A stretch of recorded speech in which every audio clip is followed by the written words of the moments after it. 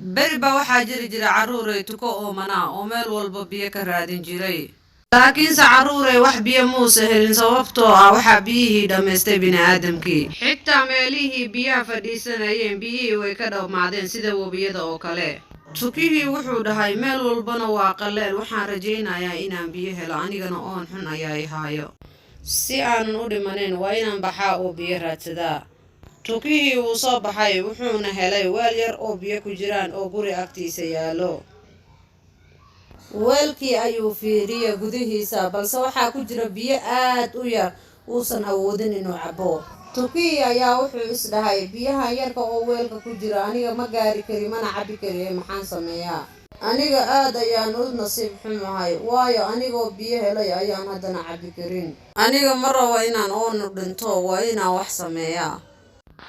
tukihii wax badan ayuu isku dayay biyihii inuu cabbo balse nasiib wanaag biyihii wuu gaari waayey aniga waxaan gaaro oo keliya waa hawo balse aniga biyaha ma cabbi kari maxaan sameeyaa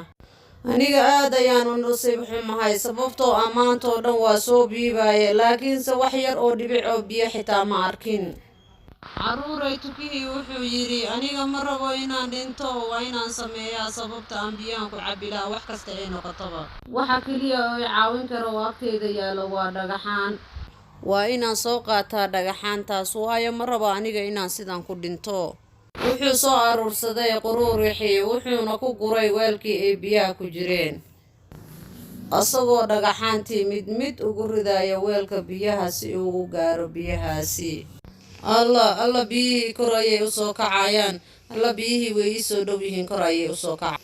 waxyar ayaa ii dhiman waa inaan 2 dhagax ku daraa si ay biyaha ii soo gaaraan carruuray tukihii yaraa biyihii kor ayay ugu soo baxeen wuxuuna bilaabay inuu cabbo tukihii yaraa markuu biyihii cabaar cabbo haaf ayay noqonayaan haddana qururax kale ayuu ku gurayaa si ay kor ugu soo kacaan uu mar labaad haddana u cabbo